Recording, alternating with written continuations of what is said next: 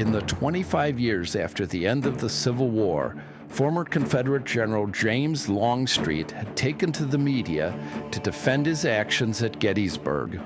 Longstreet had reluctantly commanded what history calls Pickett's charge, General Robert E. Lee's failed effort to win the battle and perhaps the war. Defenders of Lee and the lost cause claimed that Longstreet's supposed delays implementing Lee's orders on the second and third day of battle had precipitated the Confederate loss. Longstreet responded vigorously in the press by criticizing Lee's strategy and tactics, which further raised the anger of his critics. Despite his dogged efforts, Longstreet had become the prime scapegoat for the defeat of the Confederacy. When he came to Gettysburg in 1888, during the 25th anniversary of the battle, and revisited the ground of Pickett's charge, he was sure he was right. That assault should never have been made.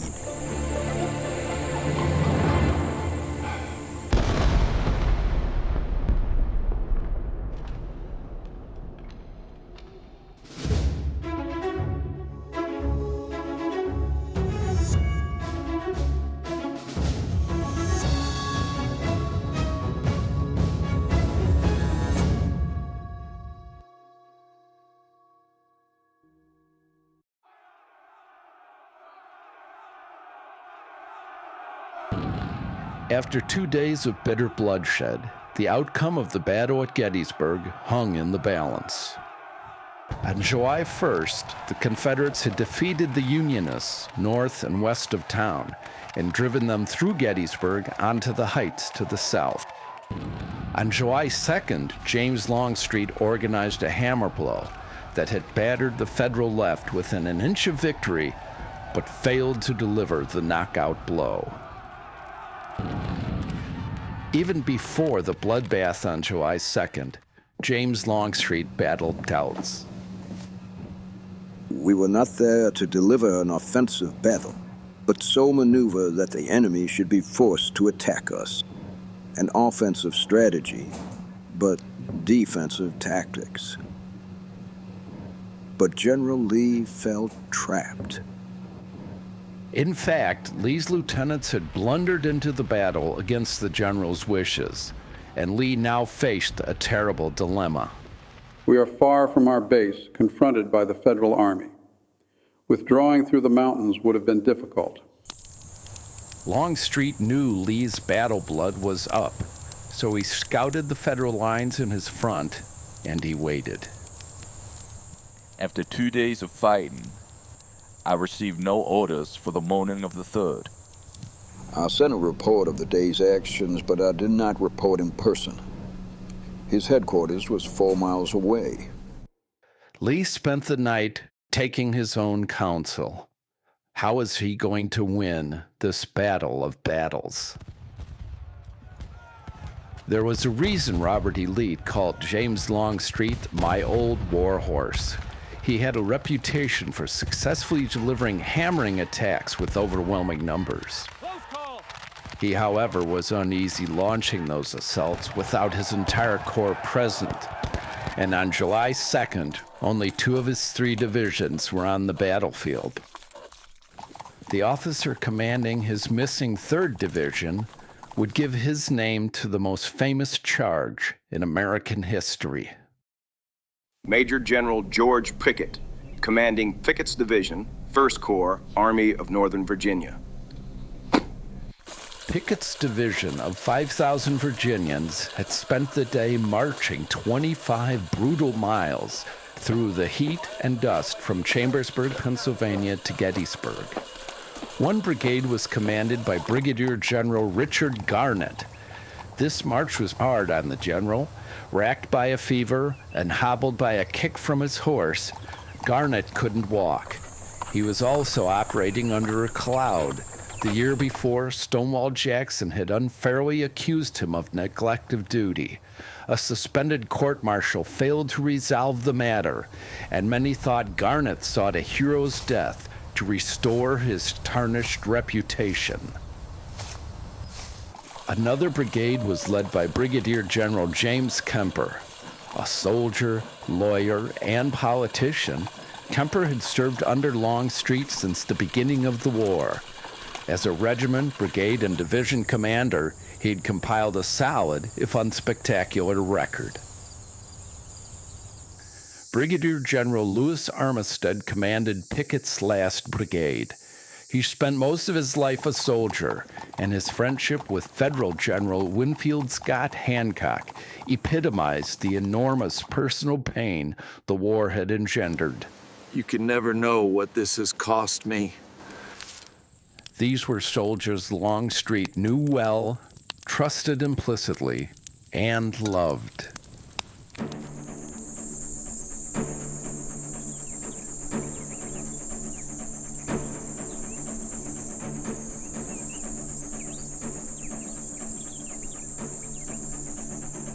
Before dawn, my scouts had found a promising way to strike the enemy's left. That's when General Lee rode up and gave his orders. He desired I attack the enemy's left center with my 2 divisions blooded from yesterday's actions, along with Pickett's fresh brigades. I said this wouldn't do for many reasons. The enemy could easily flank us. We would be attacking their entrenched positions by crossing a mile-long open field, subject to concentrated artillery and rifle fire. And we would need close cooperation from the other parts of the line. Never a sure thing in battle. General Lee then concluded that after a massive artillery bombardment, he would assault the enemy's center with Pickett's brigades and 2 divisions from the 3rd Corps. What will be the strength of the column? 15,000. I said, General, I have been a soldier all my life, and I should know, as well as anyone, what soldiers can do. And no 15,000 men ever arranged for battle can take that position.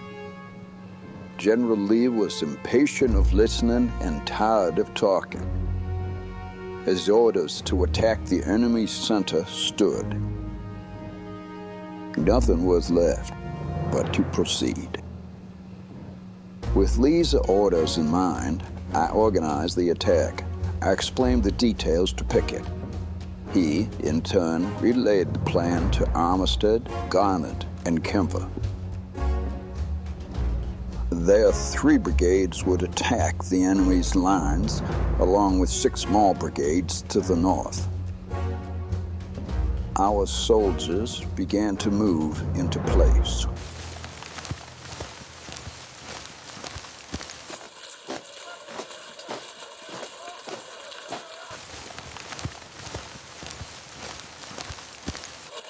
Using undulations in the topography, Garnett and Kemper moved their brigades over Seminary Ridge and some 500 yards into the intervening field.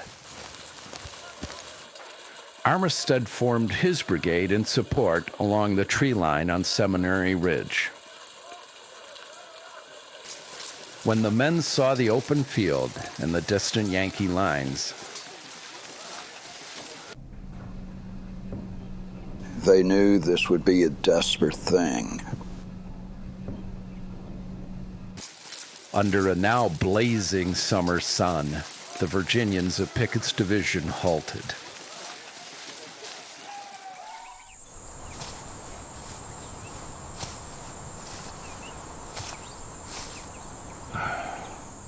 I can see the fence where I rested as the troops formed for battle.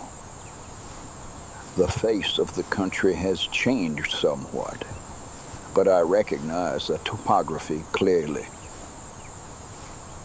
My mental picture of my view on Seminary Ridge is as clear as my impression here today. I placed the 28-year-old Edward Porter Alexander in command of the artillery bombardment. Over 150 guns, a line 2 miles long. He was the best we had. Sometime after midday, he informed me he was ready. So at 1 o'clock, I ordered the bombardment to begin.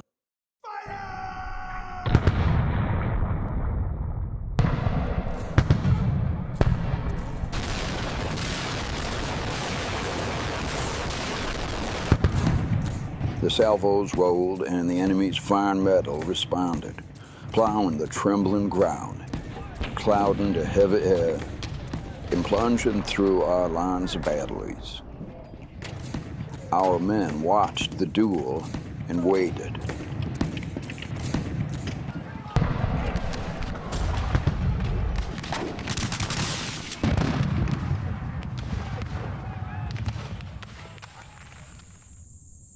This battle scene recurs to my mind with vivid force.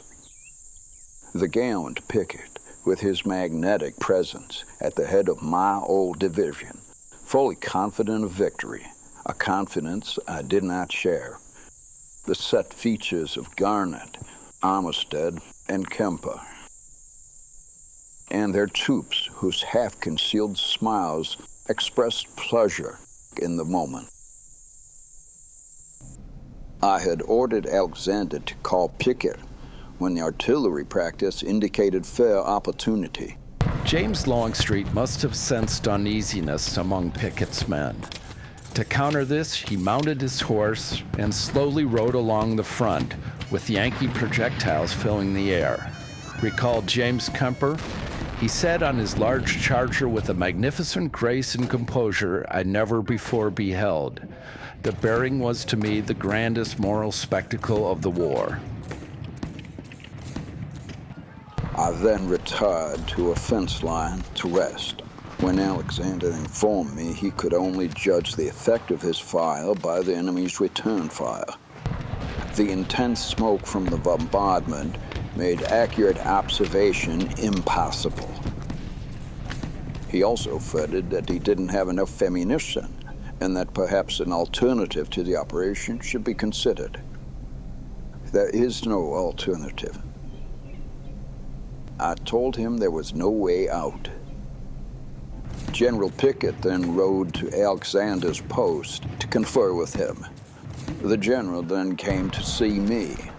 Just then a message arrived from Alexander for Pickett. If you are coming at all, come at once, or I cannot give you proper support. General, shall I advance? I could only answer him with an affirmative bow.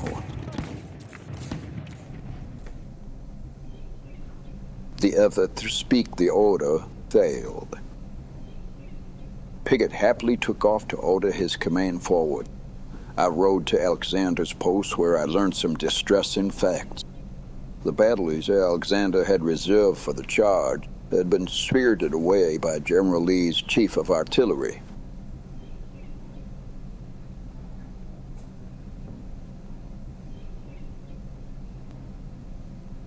I also learned that his remaining ammunition was so reduced that he couldn't properly support the infantry attack. I ordered him to stop the march at once and fill up his ammunition chests. He said there was no more ammunition to be had. I foresaw what my men would meet, and so it was on one of the saddest days of my life the assault began. Never at a loss for words, Pickett thundered, "Up, men, and to your posts, and don't forget today you are from Old Virginia."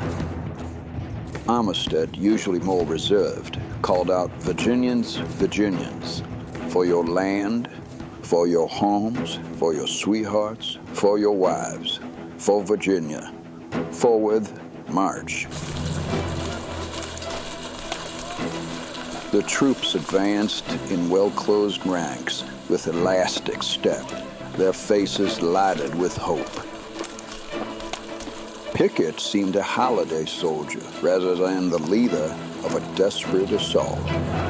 Kemper led my old brigade, men I had drilled personally at the war's start.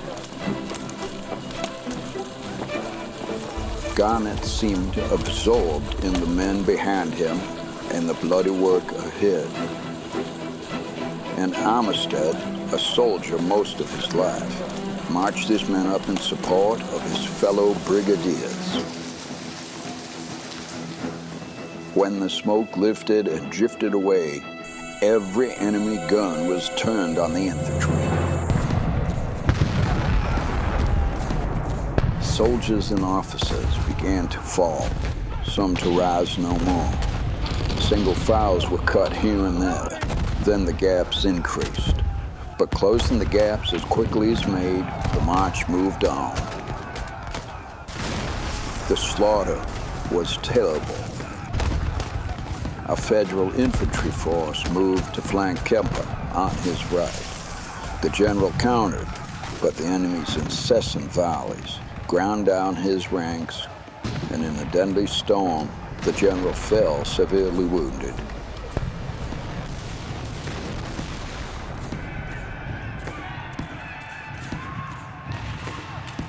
To the north, Garnett's brigade crossed the Emmetsburg Road.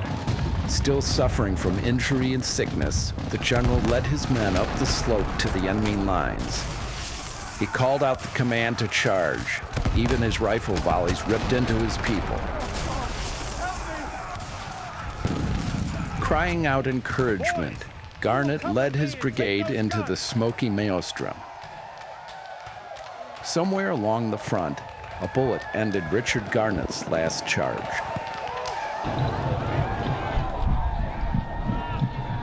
Coming up in support, Armistead called out the charge. He and his men rushed up the bloody slope.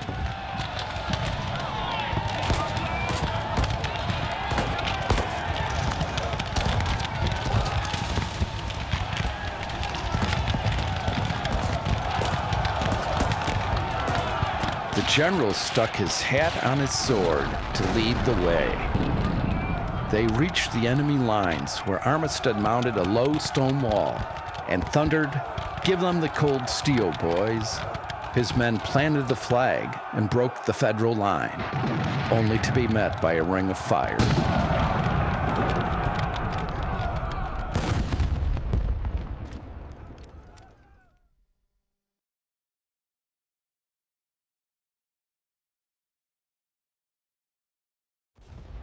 Waverland lines broke their ranks and retired.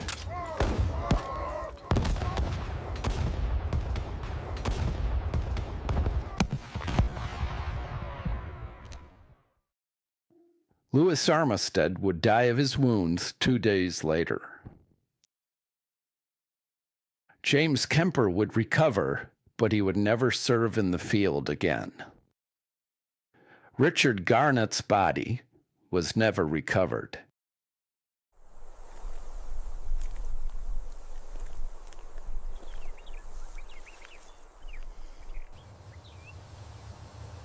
Such is the sacrifice, sometimes demanded by the panoply of armies arrayed for battle.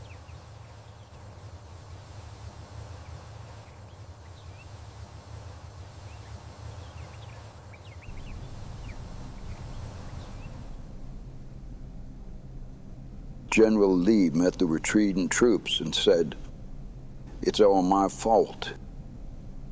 Yet later that night, Lee said that victory would have been theirs had the attack been properly supported. It does not look like generalship to lose a battle and a cause, then blame others. 40,000 men could not have carried the position at Gettysburg. Even Napoleon finally lost grasp of his grandest thoughts.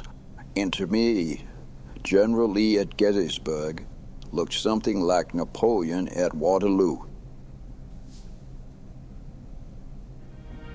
Robert E. Lee lost over 28,000 soldiers at Gettysburg, including about 6,500 of the 13,000 men who took part in the July 3rd assault.